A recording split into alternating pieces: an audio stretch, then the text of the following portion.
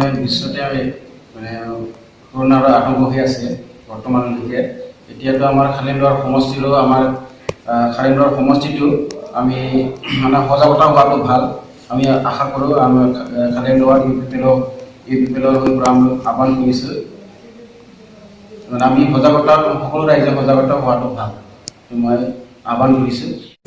এতিয়া বৰ্তমানতো আমাৰ গাঁৱৰ মানুহকেইটা মানে সজাগ হোৱা নাই, মানে এইটো খেলা নিচিনা মানে ব্যৱহাৰ কৰি আছে, এইটো মানে গুৰুত্ব দিয়া নাই। তথাপি মই অনুৰোধ কৰিছোঁ গুৰুত্ব দিব লাগে। তাৰপিছত আমাৰ এতিয়া মই শুনা পাইছোঁ আমাৰ খালিন্দাৰ সমষ্টি যিখিনি বিপিএফৰ কৰ্মীবিলাক মানে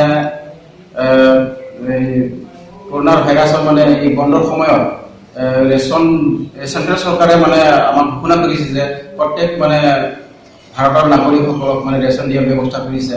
যদি মানে আমাৰ খালিন্দাৰ সমষ্টিটো মানে ৰাজনীতি কৰিছে আমাৰ বিপিএফসকলে, সিহঁতে মানে এতিয়া বোলে বিপিএফৰ কৰ্মীবিলাক চব গাঁৱে গাঁৱে গৈ পেলাই মেম্বাৰ চেয়াৰমেনবিলাক গৈ পেলাই মানে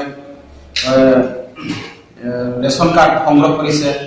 এই ৰেচন কাৰ্ড সংগ্ৰহ কৰাৰ অধিকাৰ পালে সিহঁতে মানে এতিয়া ৰাজনীতি কৰিছে, এইটো সফলতা ৰাজনীতি কৰি আছে সিহঁতে।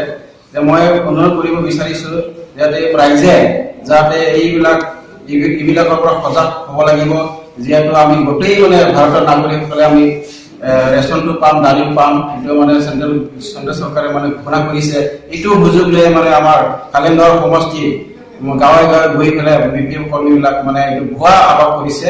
এইটো মই অনুৰোধ কৰিছোঁ যে আমি প্ৰশাসনক ইতিমধ্যে জনাইছোঁ আৰু লগতে ৰাইজকো মানে সজাগতা হ'বলৈ মই ইহঁতৰ মানে ভুল হেৰিৰ পৰা সজাগতা হ'ব বুলি মই ৰাইজক আহ্বান কৰিলোঁ।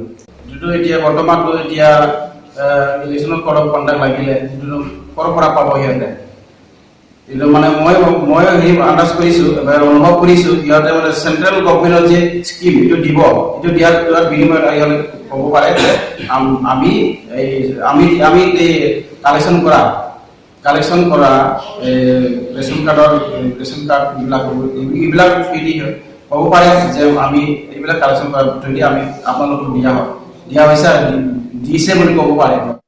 যিহেতু মানে চাউলটো দিব পাৰিব, চাউল দিব লাগে, আমি চেন্ট্ৰেল গভৰ্ণমেণ্টে দিব, কিন্তু এতিয়াতো ক'ব গ'লে আমাৰ BTAD বা খালিন্দাৰ সমষ্টি MCLA বা BTAD মানে মুৰব্বী আগতে আছিল হাগ্ৰামা মহিলাৰী যে ক'ৰ পৰা দিব হাগ্ৰামা মহিলাৰীয়ে। এতিয়াতো মানে বৰ্তমানটো এতিয়া মানে আমাৰ সাধাৰণ মানুহ নিচিনা হৈ গ'ল।